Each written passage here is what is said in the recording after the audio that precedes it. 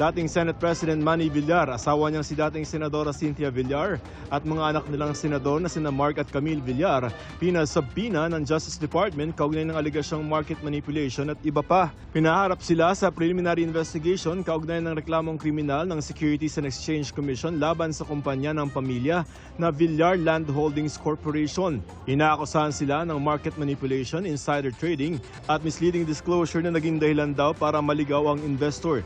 Tinukoy ng SEC ang pagsapubliko umano ng financial statement ng Villar Land bago matapos ang external audit nito.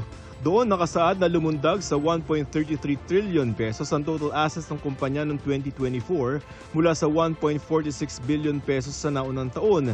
Dalaan nila sa revaluation ng real estate holdings. Pero kalaunan, sa audited financial statements, lumabas na lubhang mas mababa ito at nasa 35.7 billion pesos lamang ang total assets.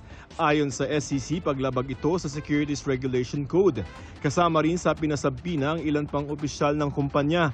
Ayon sa DOJ, lahat ng respondent ay mabibigyan ng oportunidad na depensahan ang kanilang sarili. Wala raw silang pinapaboran o tinatarget na individual at ang tungkulin nila ng DOJ ay maging patas sa paghahanap ng katarungan. Sa isang pahayag, sinabi ng Villar Land na welcome ang pagbibigay sa kanila ng pagkakataong maipaliwanag ang kanilang panig at sagutin ang mga aligasyon sa tamang forum. Handa raw silang makipagtulungan sa mga otoridad at kampante silang mapatutunayan sa harap ng patas na panel na wala silang paglabag sa batas. Naana ng sinabi ni dating Senate President Manny Villar na hindi siya kailanman pumasok sa mga iligal na gawain para manloko ng mga customer at investor o para makinabang ang kanyang sarili o mga kumpanyang kanyang pag-aari.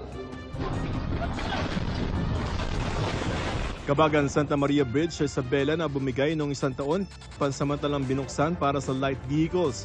Pero bawal pa rin dumaan ng mga truck. Magsisilbing testing period sa tulay ang susunod na 2 linggo. Ayon kay DPWH Secretary Vince Dizon, mahalagang magamit pa rin ang tulay pero iimbestigahan pa rin kung sino ang dapat managot sa pagkasira nito. Tuloy rin ang pagkumpuni rito. Pinapacheck na namin para talagang gawin ng matibay ito. Kasi delikado eh. Sa dami ng mga truck na dumadaan dito sa Isabela pababa, papunta ng Maynila, papunta ng talagang hindi pwede tayo mag-risk dito. Kaya hindi na pwede maulit yung nangyari last week. Para sa GMA Integrated News, ako si Joseph Morong, ang inyong saksi. Mga kapuso, maging una sa saksi. Mag-subscribe sa GMA Integrated News sa YouTube para sa iba't ibang balita.